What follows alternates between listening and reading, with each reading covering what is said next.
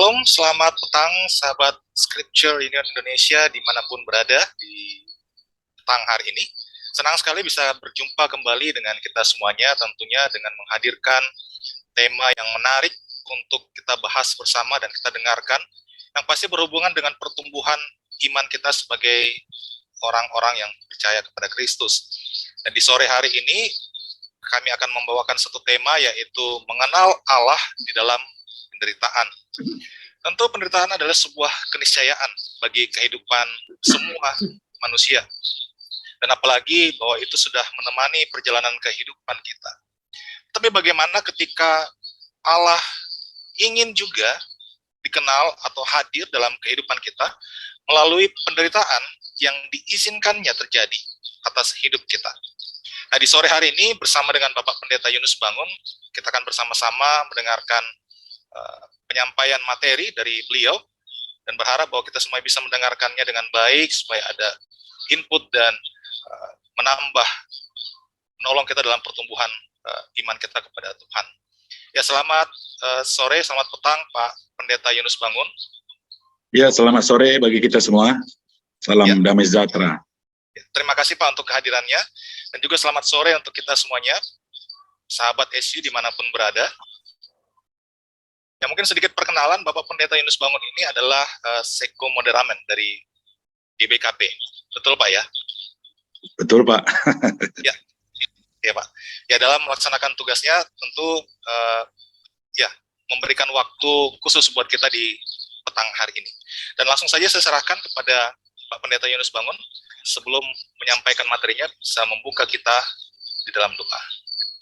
Ya, baik. Terima kasih Pak Irfit. Mari kita bersekutu di dalam doa. Kami bersyukur, berterima kasih ya Bapa, di sore hari ini oleh kasih dan kemurahan Tuhan, kami boleh kembali bertemu melalui Zoom meeting ini, yaitu dalam satu program dari Scripture Union Indonesia, bagaimana kami semakin dalam lagi mengenal Tuhan, dan terkhusus di dalam tema kami di sore hari ini, yaitu mengenal Tuhan di dalam penderitaan. Biarlah Tuhan yang membimbing kami dengan kuat kuasa Roh Kudus-Mu, sehingga kami boleh mengerti kebenaran firman Tuhan, dan kami boleh semakin dalam lagi mengasihi Tuhan di dalam kehidupan kami setiap hari.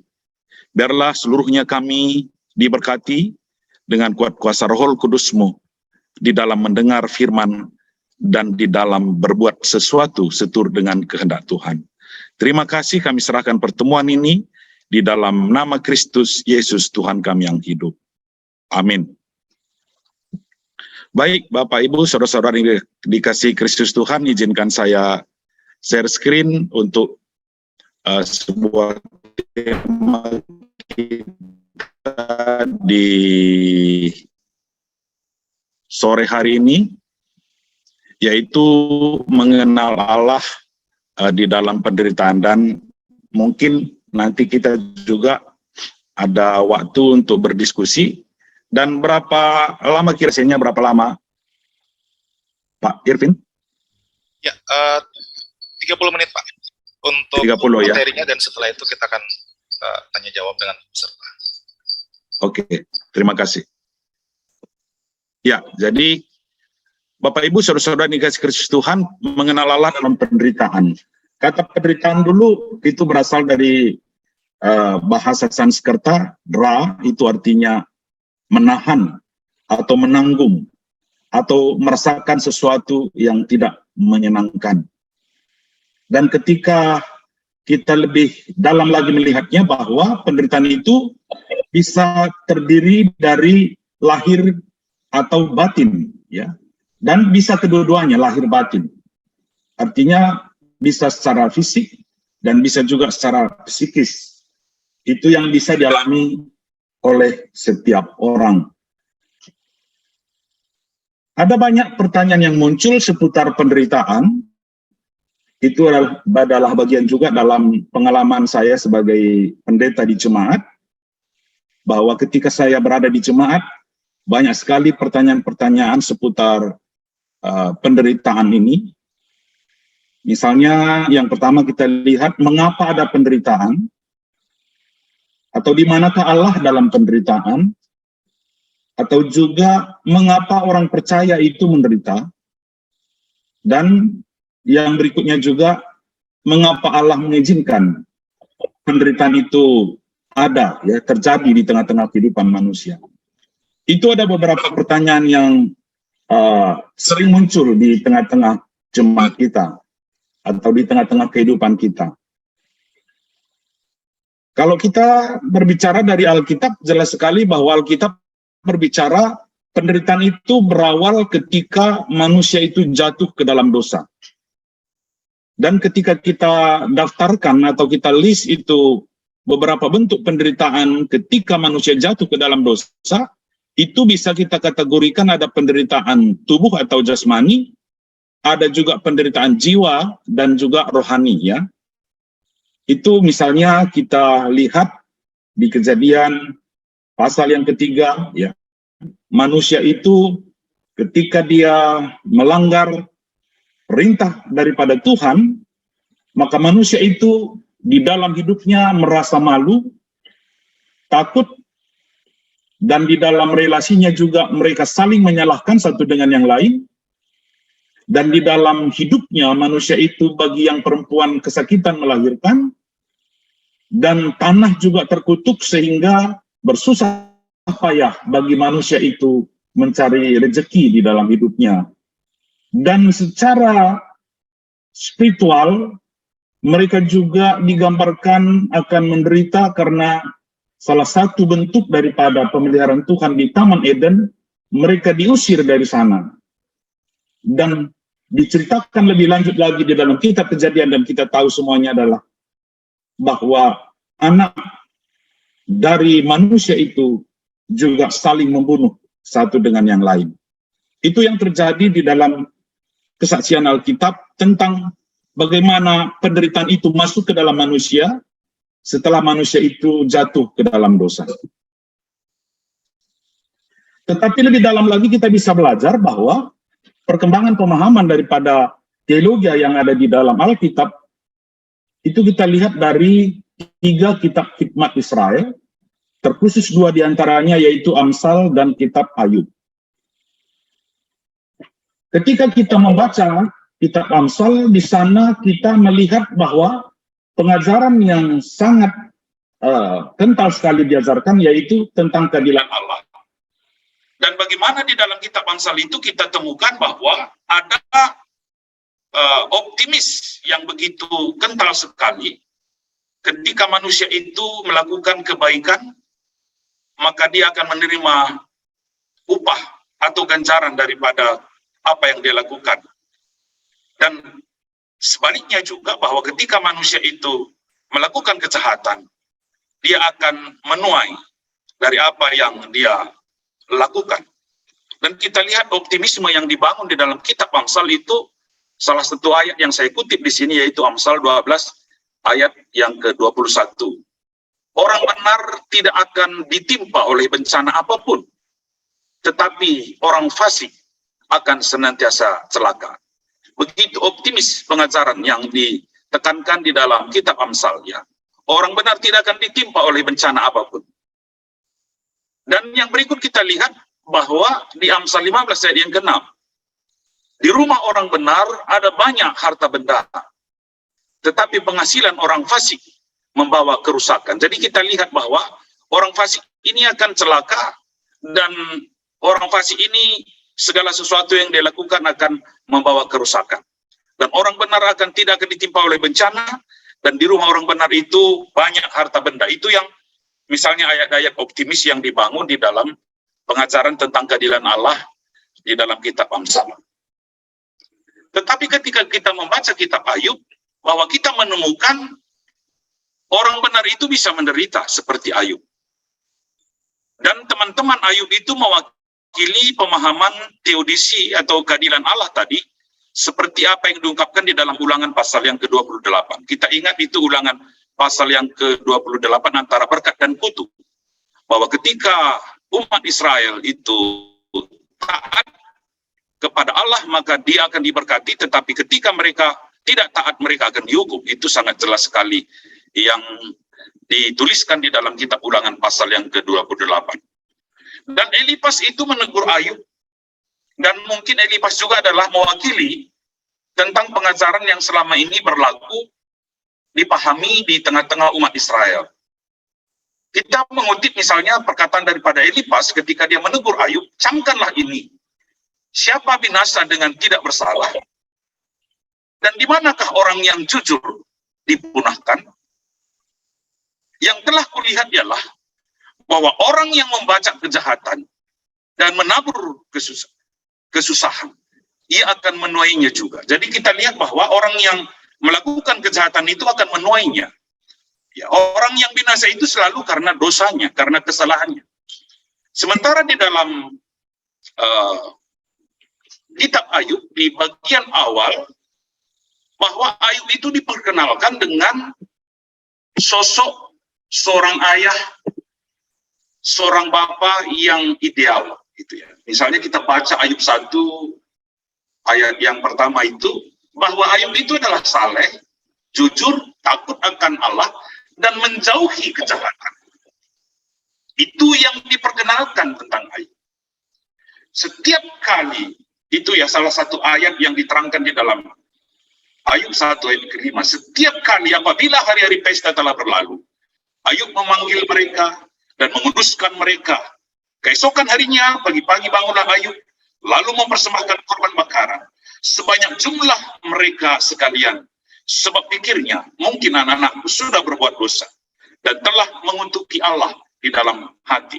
Demikianlah dilakukan Ayub senantiasa. Jadi kita lihat bahwa Ayub sangat diperkenalkan di bagian awal daripada kitab Ayub itu adalah seorang bapak yang ideal atau seorang ayah yang saleh, jujur, yang takut akan Tuhan, yang menjauhi hidupnya daripada kejahatan. Tetapi mengapa dia menderita? Mengapa Ayub menderita? Jadi itu adalah bagian yang melengkapi apa yang diajarkan di dalam kitab Amsal, yang begitu optimis sekali. Orang benar tidak akan ditimpa oleh bencana apapun, tetapi orang fasik akan senantiasa celaka. Ternyata dalam kitab Ayub kita bertemu orang benar itu bisa menderita. Tetapi penderitaan orang benar itu selalu punya makna yang luar biasa. Seperti apa? Refleksi Ayub di pasal yang ke-42 ayat yang kedua, bahwa melalui penderitaan itu Ayub mengaku, aku tahu bahwa engkau sanggup melakukan segala sesuatu dan tidak ada rencanamu yang gagal. Jadi kita lihat bahwa pengenalan Ayub melalui penderitaan itu jauh lebih dalam lagi, bukan karena dia tidak baik, bukan karena dia tidak percaya, tetapi pengenalannya akan Allah melalui penderitaan yang dia alami di Ayub yang pasal 42, bahwa penderitaan Ayub itu membawa kepada pengenalan Allah yang lebih dalam. Kita lihat di ayat yang ke-5, hanya dari kata orang saja aku mendengar tentang engkau. Bahwa banyak sekali kesaksian orang Kristen itu, dia belum mengalami pengalaman hidup bersama Tuhan. Dia percaya melalui apa yang dikatakan orang, tetapi belum dia mengalami hidup bersama Tuhan. Tetapi melalui apa yang dialami Ayub, bahwa kita lihat setelah di dalam penderitaan itu, sekarang mataku sendiri memandang engkau. Jadi jelas sekali bahwa Ayub itu semakin dalam lagi mengenal Allah di dalam penderitaan. Dan berikut lagi, Bapak Ibu, saudara-saudara yang dikasih Kristus Tuhan, kita lihat juga pengalaman hidup daripada janda Sarfat. Ya. Ketika Nabi Elia datang ke rumahnya, dan Nabi Elia meminta untuk dibuatkan sepotong roti kepadanya, dan dia taat melakukannya. Dan akhirnya kita lihat bahwa karya Allah melalui Nabi Elia ketika dia dijamu oleh seorang janda Sarfat. Minyak yang ada di dalam botol dan tepung yang hanya tinggal segenggam tidak pernah habis dari persediaan janda Sarfat. Tetapi tidak berhenti di situ, Bapak Ibu. Ketika Nabi Elia ada hidup bersama dengan keluarga ini, kita tahu bahwa anak daripada janda ini mati. Dan Elia berdoa untuk anak itu. Di dalam penderitaan, dalam duka itu, bahwa kita tahu bahwa ibu daripada anak itu Dia memberontak terhadap Elia. Dia memberontak terhadap Tuhan. Tetapi setelah Allah berkarya melalui penderitaan, ketika anaknya mati, kita tahu bahwa janda Sarfat akhirnya mengaku dalam ucapan 1 Raja 17 ayat 24. Sekarang aku tahu. Itu berarti selama ini belum punya pengalaman seperti itu. Sama dengan apa yang dikatakan Ayub tadi, bahwa hanya dari kata orang aku mendengar tentang kau, tapi sekarang mataku sendiri. Kata sekarang itu menunjukkan bahwa dia punya pengalaman baru. Sama seperti yang diungkapkan oleh janda Sarfat, bahwa sekarang aku tahu engkau abdi Allah, dan firman Tuhan yang kau ucapkan itu adalah benar. Jadi kita lihat bahwa dari penderitaan yang dialami oleh janda Sarfat ketika anaknya meninggal, bahwa dia mengalami sebuah pengenalan yang lebih dalam akan Tuhan. Dan di dalam Alkitab kita lihat bahwa Allah itu yang kita kenal, yang diperkenalkan di dalam Alkitab adalah Allah yang dinamis, Allah yang mau mengubah keputusannya untuk kebaikan. Dan itu yang sangat membuat kita bahagia mengenal Allah yang diperkenalkan di dalam Alkitab. Bahwa Allah yang kita kenal adalah Allah yang dinamis dan mau mengubah keputusannya untuk kebaikan orang-orang yang dia cintai. Itu kita lihat ketika Raja Hizkia sakit dan dia akan mati, lalu dia berdoa kepada Tuhan. Lalu kita tahu bahwa Tuhan mendengarkan doa daripada Raja Hizkia. Dan hidupnya diperpanjang 15 tahun. Dan itu diberitakan oleh Nabi Yesaya kepada Raja Hizkia. Dan lalu di dalam penderitaan, setelah berlalu penderitaan itu, Raja Hizkia menuliskan tulisan yang luar biasa. Penderitaan yang pahit. Ini sebuah teologi yang begitu mendalam sekali ketika kita mengalami penderitaan. Penderitaan yang pahit menjadi keselamatan bagi. Itu Yesaya 38 ayat 17.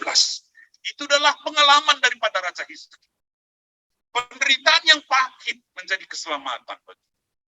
Artinya bahwa melalui penderitaan itu, kadang mengantarkan orang-orang percaya untuk masuk ke dalam sebuah keselamatan yang kekal. Sebuah relasi yang lebih dalam dengan Tuhan. Dan nyanyian Raja Hizkia itu adalah menjadi sebuah rekaman yang begitu indah bagi kita untuk memahami Allah di tengah-tengah penderitaan kita. Di manakah Allah ketika manusia menderita, ketika umatnya menderita? Di dalam Keluaran pasal yang ketiga, ayat yang ke-7, sampai dengan ayat yang ke-8, kita membacanya bahwa di sana kita temukan dan Tuhan berfirman, aku telah memperhatikan dengan sungguh kesengsaraan umatku di tanah Mesir. Dan aku telah mendengar seruan mereka yang disebabkan oleh pengerang-pengerang mereka. Ya, aku mengetahui penderitaan mereka.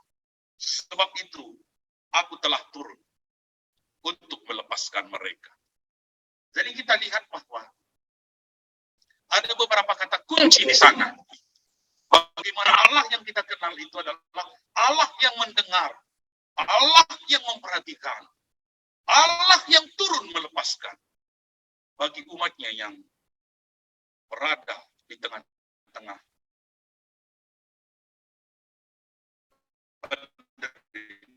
Itu adalah bagian yang harus kita imani. Apa yang disaksikan oleh Alkitab tidak hanya terjadi bagi umat Israel, tetapi bagi setiap orang yang percaya, yang berseru kepada Tuhan di tengah-tengah penderitaannya. Dan kita lihat bukan hanya bagi umat Israel. Dan sesungguhnya Allah mengasihi setiap bangsa. Dan itu yang terekam di dalam kitab Nabi Yunus. Bahwa Allah mengasihi segenap bangsa yang ada di dunia ini. Dan salah satu daripada representasi bangsa-bangsa itu adalah, yaitu ketika Nabi Yunus diutus ke kota Niniwe, yaitu adalah ibu kota Assyria. Itu adalah musuh bebuyutan daripada Israel. Tetapi Allah mengasihi mereka dan menginginkan keselamatan bagi bangsa Assyria pada saat itu. Artinya bahwa Allah yang kita kenal menginginkan segenap bangsa yang ada di dunia ini, yaitu mendapatkan anugerah keselamatan yang ada di dalam Tuhan kita. Dan di dalam perjanjian baru, nama Immanuel itu adalah menjadi sebuah bagian daripada iman kita, yaitu bagaimana Allah yang transenden itu menjadi Allah yang imanen. Allah yang jauh sebenarnya, Allah yang tidak dapat dihampiri, Allah yang tidak dapat dijangkau, tetapi menjadi Allah yang begitu dekat di dalam Kristus Tuhan. Dengan nama Immanuel itu adalah wujud nyata bahwa Allah itu bersama dengan manusia di dalam penderitaannya. Dan itu yang dialami oleh Yesus Kristus Tuhan kita. Dia turun ke dunia untuk merasakan segala sesuatu yang dirasakan oleh manusia. Sampai ke dunia orang mati dia turun untuk menebus dosa setiap manusia. Dan di dalam perjanjian baru ada banyak kita diajar bagaimana untuk memandang penderitaan itu di dalam mata pengharapan. Paulus banyak sekali berbicara tentang penderitaan zaman ini, dan kadang dia bandingkan dengan kemuliaan yang akan datang. Kita baca itu di dalam Roma pasal yang ke-8 yang di ke-18 itu. Bahwa tidak seberapa penderitaan zaman ini ketika dibandingkan dengan kemuliaan yang akan diterima bagi orang yang percaya. Penderitaan ringan sekarang ini mengerjakan bagi kami kemuliaan yang kekal, yang melebihi segala-galanya, jauh lebih besar daripada penderitaan kami. Jadi kita lihat bahwa Paulus itu realistis, bahwa penderitaan itu dia rasakan, penderitaan itu dia alami, tetapi tidak pernah penderitaan itu membuat dia jauh daripada Tuhan. Di dalam penderitaan itu, matanya selalu tertuju kepada pengharapan. Dan pengharapan itu selalu merujuk kepada masa depan. Ya.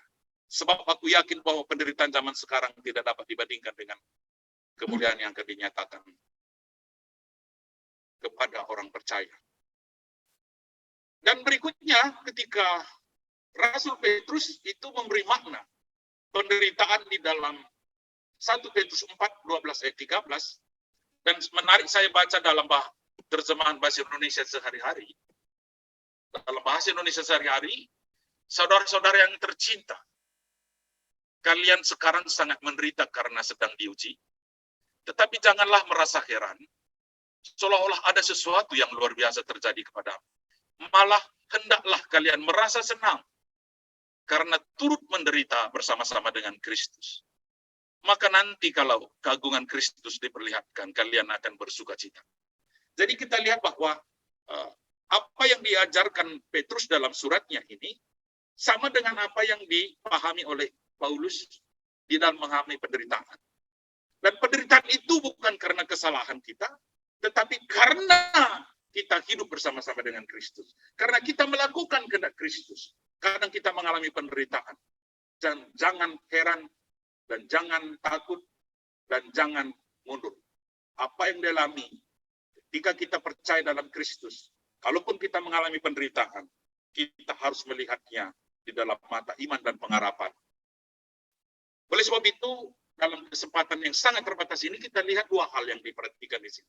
Yang pertama, sikap keagamaan, yaitu religiositas, yaitu ekspresi keagamaan, seperti ibadah keluarga, ibadah di gereja, atau ikut paduan suara dan sebagainya. Itu adalah bagian daripada sikap keagamaan. Tetapi kita harus masuk kepada bagian yang kedua. Sikap keagamaan itu adalah ditunjukkan bagi orang yang memiliki iman di dalam hidupnya. Dan tetapi orang yang melakukan di bagian yang pertama, dia harus masuk ke bagian yang kedua, yaitu spiritualitas. Yaitu pengalaman subjektif seseorang. Bagaimana seseorang memahami hidup, tantangan, tujuannya dikaitkan dengan hubungannya dengan Tuhan. Artinya bahwa ketika penderitaan ada dalam kehidupan manusia, ketika orang percaya mengalami penderitaan dalam hidupnya, hati kita harus peka menangkap getaran ilahi. Itu spiritualitas yang mau kita ungkapkan di sore hari ini. Ketika kita mengalami penderitaan dalam hidup kita, kita harus menangkap getaran ilahi dalam setiap peristiwa. Derita yang datang padamu seperti utusan Tuhan. Sambutlah ia sebagai tamu kehormatan. Ia akan membawamu pada hikmat untuk pertumbuhan. Spiritualitas di tengah derita adalah upaya penemuan kehendak Tuhan yang lebih baik dan hakiki.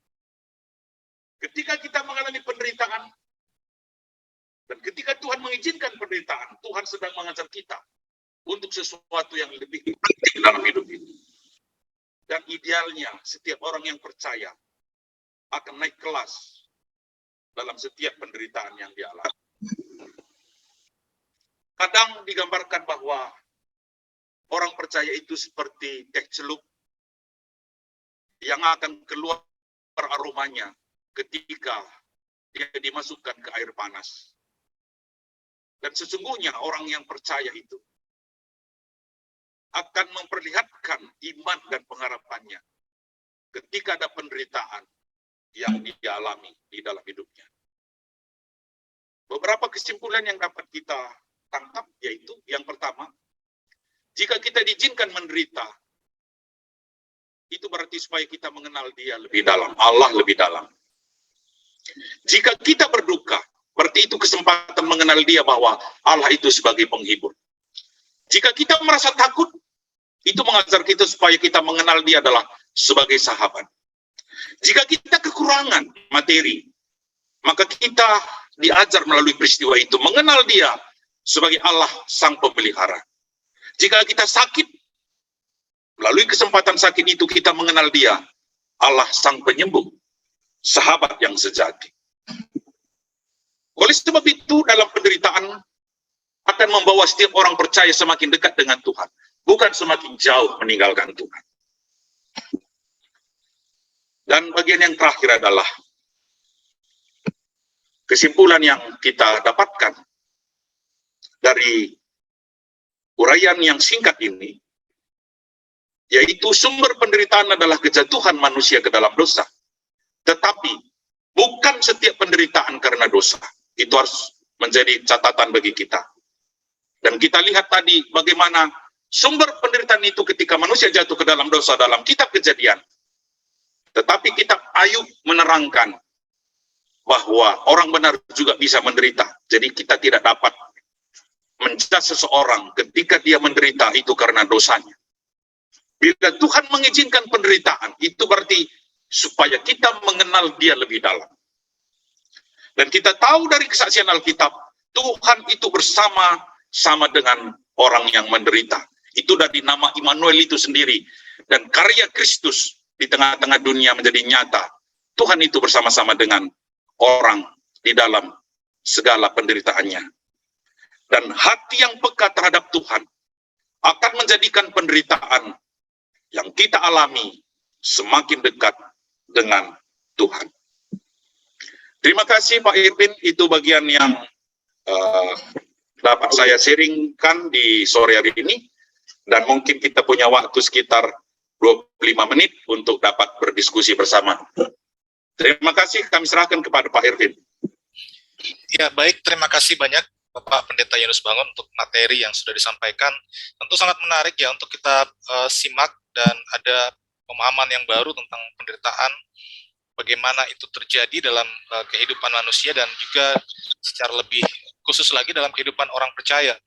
Nah, jika ada sahabat SU Bapak Ibu semuanya yang ingin menyampaikan pertanyaan, boleh menuliskannya pada fitur chat atau juga bisa resen dan menanyakannya secara langsung kepada narasumber kita. Ya, Pak Yunus, mungkin saya mulai dengan pertanyaan saya, Pak ya.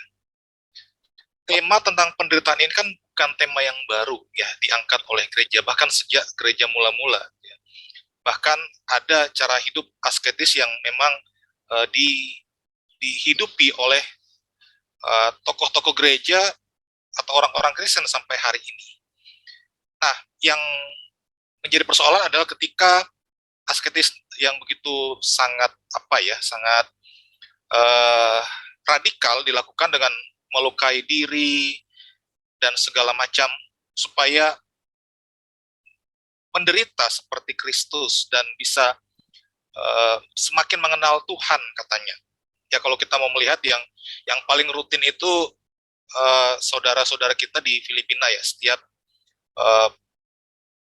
menjelang Jumat Agung itu mereka melakukan jalan salib lalu mencambuk-cambuk diri secara beneran gitu ya, melukai diri dan mungkin mereka menganggap itu bagian dari yang harus mereka alami sebagai orang Kristen. Itu bagaimana Pak ya?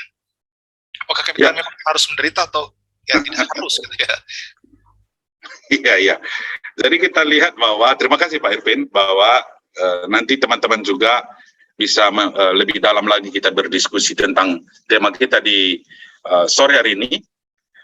Dan kita lihat bahwa Alkitab itu sangat realistis, ya, sangat realistis di dalam kehidupan. Dia mengajar kita bagaimana bahwa penderitaan itu memang ada dan itu dialami bisa orang percaya dan bisa setiap orang yang ada di dunia bisa mengalami penderitaan di dalam hidupnya. Dan kita lihat bahwa Alkitab tidak pernah mengajar kita untuk mencari penderitaan atau seperti ya asketis yang dilakukan misalnya dari aliran-aliran Kristen yang radikal, itu tidak ada diajarkan di dalam Alkitab. Bahwa idealnya di dalam Alkitab memang kita lihat bahwa kata Injil damai sejahtera itu ketika kita kupas lebih dalam bahwa ada dua hal di sana, yaitu kata damai sejahtera. Ya. Kata damai sejahtera itu ketika kita lebih dalam lagi mengupasnya, kata damai itu menyangkut bagaimana relasi kita dengan Allah yang terus diperbaiki di dalam relasi yang baik ketika Kristus telah menebus kita, tetapi dalam kata sejahtera itu, bahwa kita menemukan di dalam kehidupan kita banyak sekali berkat-berkat Tuhan yang boleh kita alami. Tetapi Alkitab juga realistis bahwa kadang di dalam kehidupan orang percaya juga bisa mengalami penderitaan. Tetapi penderitaan itu tidak pernah dicari atau diusahakan supaya kita mengalaminya. Tetapi ketika dia datang, pantang juga kita mengelak. Kita harus cara iman dan pengharapan kita menghadapinya, dan kita telah kutip beberapa ayat tadi bahwa melalui penderitaan itu kita diajar berpengharapan, dan ketika penderitaan yang mungkin harus kita alami di dalam kehidupan kita, bahwa kita memiliki sebuah pengharapan di masa depan yang membuat kita bertahan dalam penderitaan itu. Tetapi tidak pernah diajar dalam Alkitab kita mencari-cari atau mengusahakan supaya kita menderita. Memang dalam penderitaan orang bisa semakin dekat dengan Tuhan, tetapi di Alkitab tidak pernah diajar supaya kita mencari penderitaan untuk lebih dekat kepada Tuhan. Saya pikir itu yang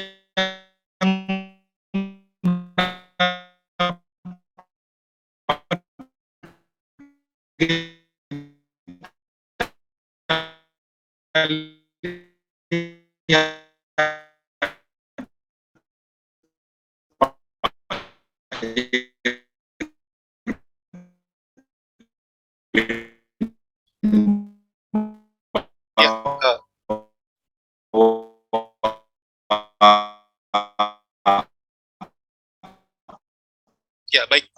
Sepertinya ada sedikit kendala sinyal ya di Pak Bangun atau narasumber kita. Mungkin jika ada sahabat SU yang ingin memberikan mengajukan pertanyaan, silakan. Bisa resen atau juga bisa menuliskannya pada chat. Untuk mencari-cari pengizinkan menderita, kita nikmati itu sebuah maksud yang alami di dalam kehidupan kita.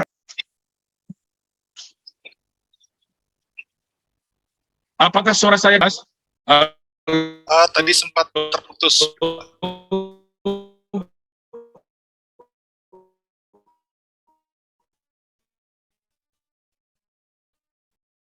Ya. Ya, semoga kendala ini bisa segera teratasi ya di sinyal Bapak Pendeta Yunus Bangun. Dipersilakan jika ada yang ingin memberikan pertanyaan. Apakah suara saya bisa dengar, Pak? Iya, iya. Sekarang Ya, gimana, Pak? Bisa? Sudah baik, Pak. Sudah baik. Satu? Ya. Ya. Iya, ya. Oke, terima kasih. Udah clear ya, Pak, ditangkap ya? Udah jelas suaranya ya? Sudah, iya, Pak. Terima kasih. Ya, terima kasih. Menarik tadi, Pak, ketika Bapak sampaikan penderitaan ini tidak dicari gitu ya secara sengaja, tapi juga tidak ditolak ketika dia datang. Ini ketika tidak ditolak ini bagaimana, Pak? Maksudnya, apakah kalau misalnya saya menderita karena saya miskin, ya sudah, nggak apa-apa, saya miskin aja, saya menderita, atau bagaimana, Pak, menggambarkan ini, Pak? Iya, iya. Artinya tidak ditolak. Supaya saya bekerja, gitu. Ya. Oke, silakan, Pak. Iya, iya. Artinya bahwa ada hal-hal yang tidak dapat kita elakkan. Misalnya, ketika teman kita satu kantor semua korupsi dan hanya kita sendiri yang bertahan untuk tidak korupsi, itu bisa kita menderita itu. Ya. Bisa kita dimutasi atau kita dikucilkan dari pergaulan kita, dan itu bisa dialami orang percaya. Bahwa ketika kita hanya sendiri bertahan untuk tidak melakukan sebuah kolusi atau nepotisme di tengah tempat kita bekerja. Dan ketika kita menderita karena itu yang kita tidak, kita harus alami, kita harus berani menghadapinya. Tetapi berbeda dengan apa yang dapat kita lakukan untuk mengatasi segala penderitaan juga yang kita, artinya bahwa ketika ada penderitaan, kita juga diberi hikmat untuk dapat mengatasinya. Jadi bukan semata-mata kita membiarkan segala sesuatunya. Ketika ada penderitaan, kita juga diberi hikmat oleh Tuhan, supaya kita juga dapat mengatasinya. Misalnya kemiskinan. Kita diberi hikmat bagaimana supaya kita juga dapat mengentaskan kemiskinan dalam hidup kita. Tetapi kalaupun kita telah melakukan segala sesuatu yang terbaik dalam hidup kita, tetapi masih ada penderitaan yang kita alami dalam hidup kita, maka itu adalah bagian yang kita terima, dan kita tidak lari daripada kenyataan yang menjadi bagian daripada sesuatu hal yang harus kita alami. Jadi ada dua hal ya yang dapat kita lihat di sini. Yang pertama, bahwa ketika penderitaan itu datang, tentu kita diberi hikmat juga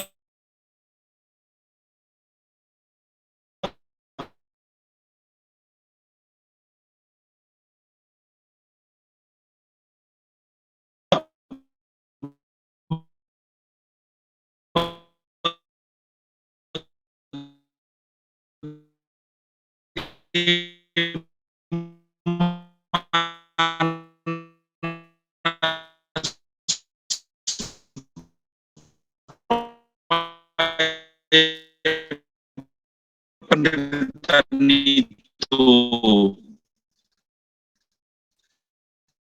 dapat kita atasi.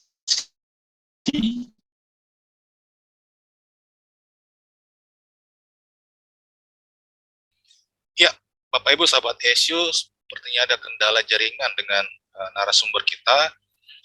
Mohon kita bisa bersabar untuk menunggu sambil menunggu beliau untuk masuk kembali.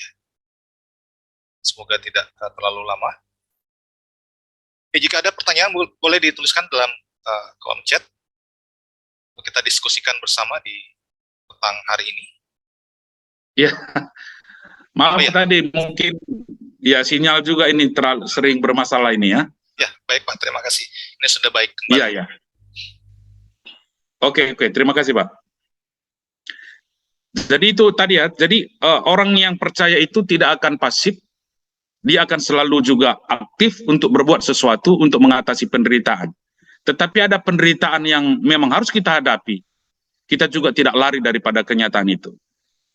Itu yang pernah dialami oleh, kita ingat Nongseng itu ya, di sebuah bagian di India, itu adalah orang Kristen yang pertama di kampungnya itu, ketika kepala sukunya menghukum dia bersama seluruh keluarganya, karena dia percaya kepada Kristus Tuhan, dia tidak lari daripada kenyataan itu. Dan kita tahu bahwa dari kehidupan Nongseng itulah lahir bahwa mengikut Yesus adalah keputusanku. Itulah lagu yang sangat dalam sekali makna, bahwa penderitaan di dalam Kristus, ketika itu adalah bagian yang harus kita alami, kita tidak boleh lari daripada realita itu. Itu bagian iman daripada Nongseng, dan itu adalah salah satu bukti bahwa sesuatu penderitaan yang memang harus kita hadapi, kita hadapi dengan iman. Tetapi bukan berarti kita diam, kita pasif, tetapi terus juga kita dapat melakukan segala sesuatu yang berarti, yang dapat mengentaskan daripada penderitaan itu sendiri. Itu beberapa bagian yang dapat saya berikan. Terima kasih Pak Irvin. Ya, terima kasih Pak. Saya dapat poinnya bahwa ketika penderitaan itu datang, misalnya kemiskinan, ya kita juga diberikan hikmat untuk bisa keluar, dalam arti bisa bekerja ya, supaya tidak miskin lagi. Tapi kalau memang harus menderita misalnya karena iman kita, ya itu mau bagaimana lagi, itu bagian yang Tuhan berikan ya. Nah Pak, tadi saya kan sampaikan bahwa pada bagian yang lain ada orang Kristen yang menghidupi asketis ini dalam kehidupannya supaya mengalami Tuhan gitu ya. Tapi di sisi yang lain ada juga orang yang menolak penderitaan ya, apalagi kalau kita mau berbicara tentang generasi Z ke atas ini ya. Begitu lahir mereka dipertontonkan dengan media sosial yang sepertinya kok kehidupan itu orang baik-baik saja, orang pamer harta dan segala macam, sehingga mereka sepertinya anti penderitaan gitu ya, mau menjadi sama dengan apa yang mereka idolakan di media sosial dengan kehidupan yang gemilang gitu ya. Nah, bagaimana membuat mereka dapat melihat kembali pada Alkitab itu sendiri, yang tema penderitaan itu memang ada bagian dari iman kita ya. Bahkan kalau kita lihat Allah kita pun disebut sebagai Allah yang menderita ya, itu tema di dalam kitab Yesaya. Itu bagaimana Pak ya untuk generasi yang generasi Z, Alpha dan ya yang sekarang ya, kita tahu bahwa ya itu bukan sesuatu yang baru ya. Artinya bahwa di aliran-aliran filsafat di abad-abad pertama juga kita temukan itu utilitarisme dan berkembang menjadi hedonisme. Itu adalah filsafat-filsafat yang banyak sekali mengajarkan kenikmatan hidup, dan kenikmatan itulah puncak daripada segala sesuatu yang diciptakan oleh manusia. Dan cenderung mereka, aliran-aliran seperti ini adalah anti penderitaan. Dan sebenarnya apa yang dialami oleh generasi pada saat ini juga itu bukan sesuatu yang baru. Bahkan di kekristenan sendiri kita temukan ada teologi sukses, dan itu yang pernah berkembang juga di beberapa saat, dan mungkin masih banyak juga pengikutnya sampai sekarang, bahwa anak-anak Tuhan itu tidak mungkin menderita ya. Kalau orang yang orang jahat sendiri bisa hidup mewah, mengapa anak-anak Tuhan itu miskin? Dan tidak mungkin anak-anak Tuhan itu sakit, tidak mungkin anak-anak Tuhan itu menderita. Kalau anak-anak Tuhan itu pasti hidup sejahtera. Penjahat saja bisa kaya raya, mengapa anak Tuhan itu menjadi miskin? Itu pengajaran-pengajaran seperti itu banyak juga yang terkecoh ya. Orang-orang Kristen sendiri kan banyak sekali yang sangat menikmati teologi sukses itu. Ketika khotbah-khotbah itu selalu temanya diberkati. Kata amin itu selalu keluar dari mulut kita, amin, amin, amin. Bahwa khotbah-khotbah yang selalu memberikan janji-janji Tuhan yang luar biasa. Bukan salah ya, bahwa memang berkat itu adalah bagian daripada yang Tuhan berikan. Tetapi kan di dalam Alkitab tidak seperti itu yang diajarkan. Tidak hanya berkat-berkat yang diberikan atau yang kita alami di dalam kehidupan kita. Bahwa orang percaya itu, nabi-nabi itu menderita, rasul-rasul itu juga menderita di dalam hidupnya. Kalaupun ada yang diberkati seperti keluarga-keluarga yang diberkati, seperti keluarga di dalam Alkitab, Filemon dan sebagainya. Ada orang-orang yang kaya di beberapa jemaat asuhan Paulus misalnya. Itu adalah juga realita yang ada dalam gereja mula-mula yang dapat menikmati. Jadi itu adalah bagian yang sangat bahwa itu mengajar kita. Kehidupan kita tidak pernah mencari dalam damai sejahtera. Tetapi seperti apa yang kita alami untuk dapat melihat apa rencana Tuhan, apa maksud Tuhan yang lebih dalam lagi yang aku alami dalam hidupku. Jadi penderitaan yang kita alami pada dalam realita kehidupan kita itu mengajar kita untuk lebih dekat lagi kepada Tuhan. Jadi orang yang hanya mencari kenikmatan dalam hidupnya itu tidak realistis seperti apa yang diajarkan oleh Alkitab. Alkitab mengajar kita secara lengkap bahwa memang dalam hidup kita mau hidup penuh dengan damai sejahtera. Tetapi ketika penderitaan juga dialami, itu adalah bagian yang diizinkan Tuhan untuk dapat mengajar kita mengenal Dia lebih dalam lagi. Mungkin itu beberapa yang dapat saya ungkapkan. Terima kasih, Pak. Ya, terima kasih Pak untuk jawabannya. Apakah ada yang ingin bertanya? Kami membuka ruang kesempatan kepada kita semuanya. Mungkin ada hal yang menarik yang menggelitik hati kita tentang penderitaan ini ya.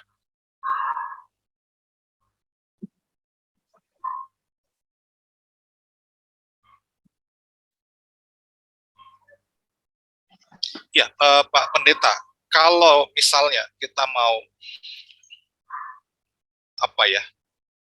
melakukan persentase gitu di gereja, seberapa banyakkah kita harus berbicara tentang penderitaan ini di dalam khotbah-khotbah kita di gereja? Ya. Saya pikir bahwa ketika kita berkhotbah, tentunya kesetiaan kita kepada teks itulah yang paling utama. Bahwa ketika bahan khotbah kita itu memang tentang penderitaan, misalnya seperti saat ini kita masuk ke minggu-minggu penderitaan Kristus. Bahwa kita secara realistis, dan Yesus itu di dalam minggu-minggu penderitaannya ini, dia mengajar kita bagaimana mengikut dia. Orang yang mengikut aku, yang pertama dia harus menyangkal diri. Yang kedua dia harus pikul salib.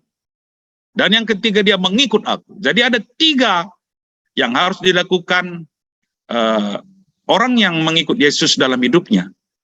Penyangkalan diri itu adalah juga penderitaan bagi orang, ya, bagi manusia itu. Itu adalah bagian penderitaan.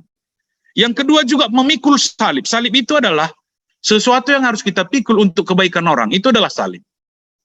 Ya, jadi kayu salib itu adalah sesuatu yang kita pikul untuk kebaikan orang. Itu juga bagian penderitaan yang dialami oleh orang-orang percaya.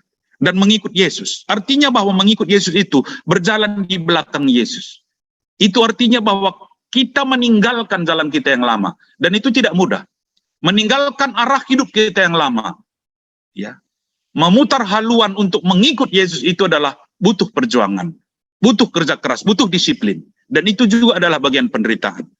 Dan ketika kita berhadapan dengan teks seperti itu, kita akan berbicara apa yang diajarkan dalam teks itu, dan itu adalah bagian daripada Alkitab mengajar hidup kita, ya, dalam penderitaan-penderitaan yang harus kita alami. Jadi menyangkal diri, pikul salib, mengikut Yesus itu adalah juga bagian yang penderitaan yang mungkin dialami setiap orang yang mau mengikut Yesus. Itu Pak ya.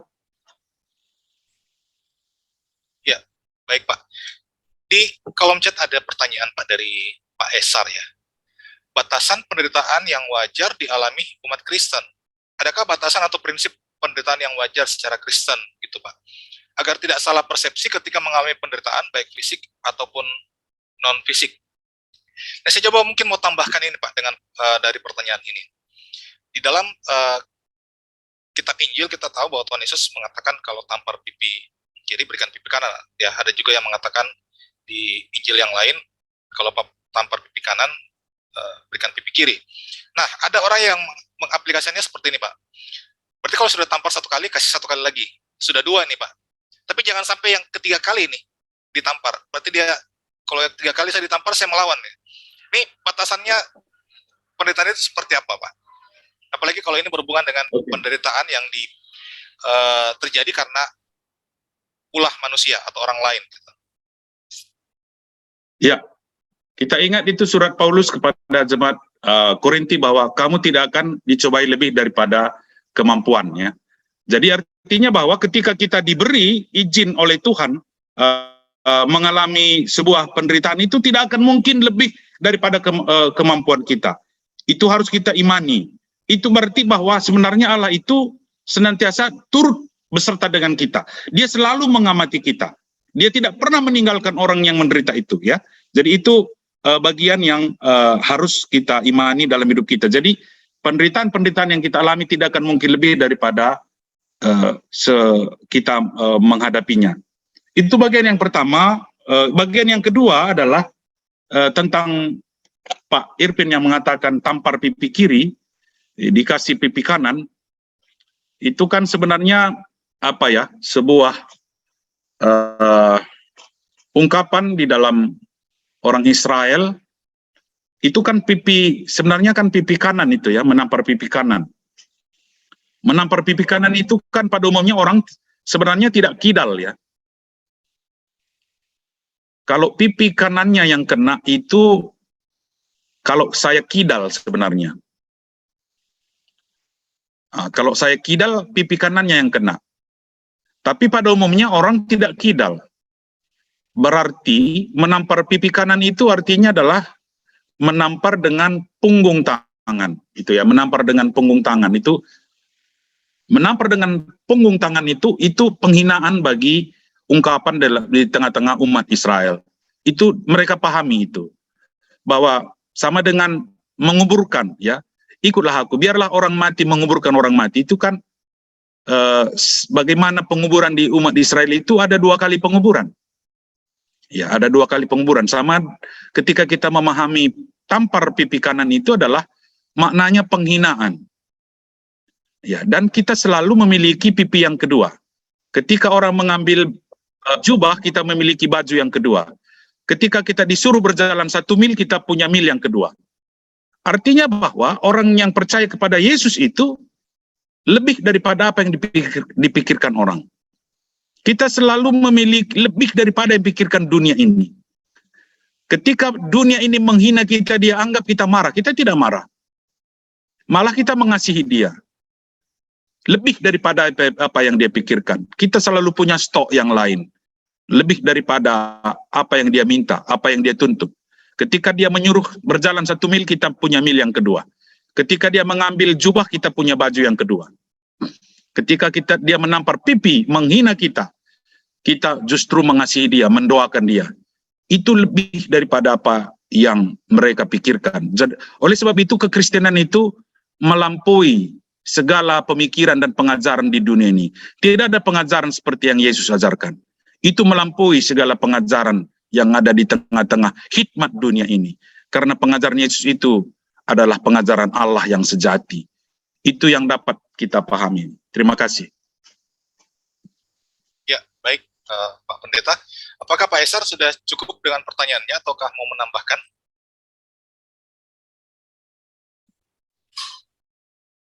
Ya, baik, kalau ya sudah cukup ya. Oke, terima kasih Pak Esar.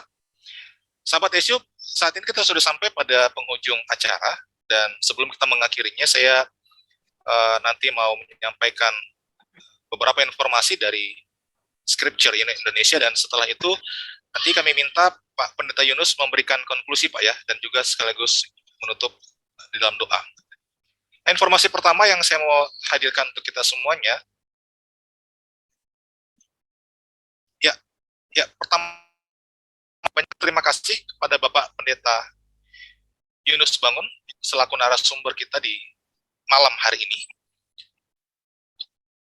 Setiap materi yang disampaikan kiranya memberkati, dan juga terus kami berdoa Bapak Pendeta sebagai Sekum Moderamen GBKP dapat diberkati oleh Tuhan dalam pelayanannya, baik di gereja maupun di tengah-tengah keluarga dan masyarakat. Untuk program sejenak bersama Scripture Indonesia pada 2 minggu depan akan menghadirkan satu tema, yaitu menjelajah perjanjian lama, khusus kitab nabi-nabi.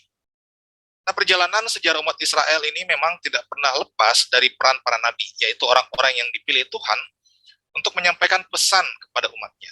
Nah, mereka dipilih Tuhan dari berbagai latar belakang, serta waktu dan tempat pelayanan yang berbeda. Para nabi ini memiliki banyak keunikan, khususnya dalam tugas pelayanan mereka. Salah satunya adalah penggolongan para nabi. Ada yang disebut sebagai nabi-nabi besar, dan ada juga yang disebut sebagai golongan nabi-nabi kecil. Nah, dalam program sejenak bersama SU pada 2 minggu depan ini, kita akan membahas bersama-sama tentang tema para nabi ini, yang diangkat dari buku Menjelajah Perjanjian Lama Jilid 4, Kitab Nabi-Nabi, terbitan Scripture Indonesia, dengan narasumber oleh Ibu Evangelis Inawati Teddy. Beliau adalah dosen Perjanjian Lama dari STTRI. Informasi berikutnya untuk kita, memasuki minggu-minggu penderitaan Kristus, kami menawarkan kepada sahabat SU sebuah buku dengan judul 7 Perkataan Yesus di Kayu Salib. Nah, buku ini akan menolong kita untuk memahami penderitaan Kristus itu sendiri dan perkataannya, apa maknanya bagi kehidupan kita. Ya, demikian informasi dari kami. Selanjutnya saya silahkan kepada Bapak Pendeta Yunus Bangun untuk memberikan konklusi, Pak, dan menutup kita dalam doa. Ya, terima kasih.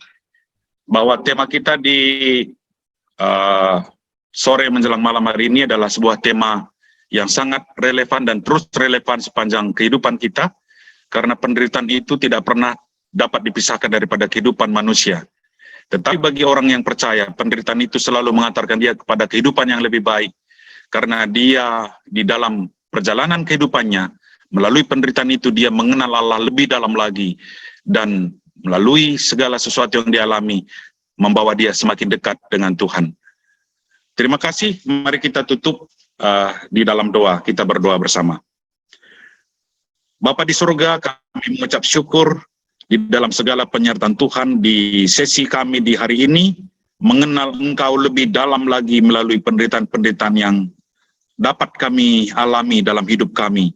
Dan biarlah untuk di hari-hari yang akan datang, kami terus diperlengkapi, semakin dalam lagi mengenal Tuhan dalam hidup kami, dan tidak ada satu peristiwa yang menjauhkan kami daripada Tuhan.